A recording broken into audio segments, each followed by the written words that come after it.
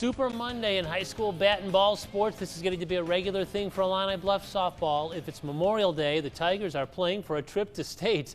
The two-time defending state champs playing Carrollton in the 8th innings super-sectional, down 1-0, third inning. Zoe Eaton with a single to left. And look at this bounce. Over the glove of the left fielder, it rolls to the wall. Eaton turns on the Jets, rounds the bases, head first slide. Tie game 1-all. They trail 2-1 in the 7th. Cora Ellison doubled, and then sophomore Kennedy Kowalski singles her home. And the Tigers fight back. It's a 2-2 game now. IB never led until the top of the 8th. Freshman Sarah Finn just hammers this pitch. Crushing a leadoff homer to center, the Tigers now have a 3-2 lead. And in the bottom of the 8th, the tying runners at first, but Chloe Eaton and Annabelle Fortin turn a double play. The back-to-back state champs are headed back to state, rallying for a 3-2 super-sectional win. We know we can always come back from any lead that the other team gets. We're a strong hitting team, a strong fielding team.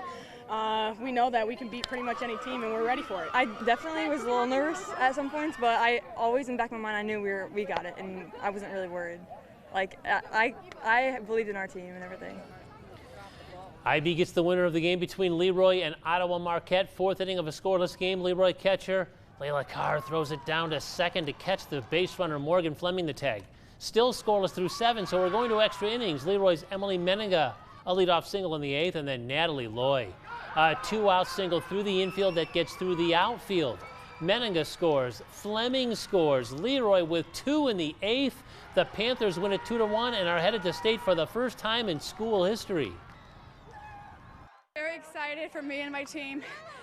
We worked so hard for this, and we were never out of the game. Get on top of them, and just go right through them.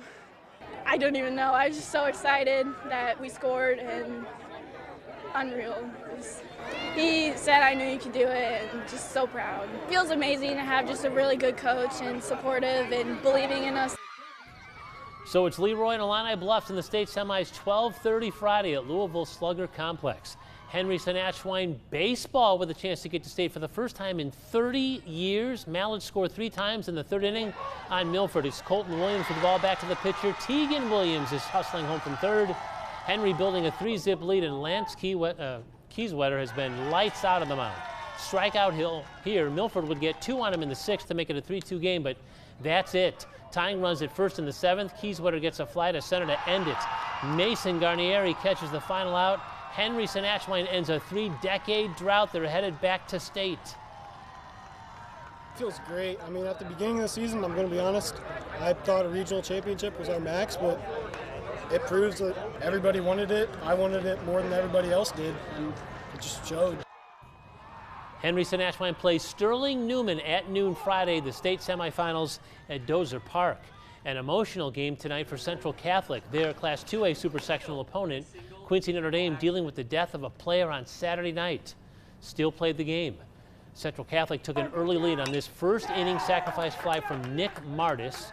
Jarrett Wiedewilt will score. Saints had an early 1-0 lead, but Quincy Notre Dame ends the Saints' great season. They score 13 straight and win it 13-1.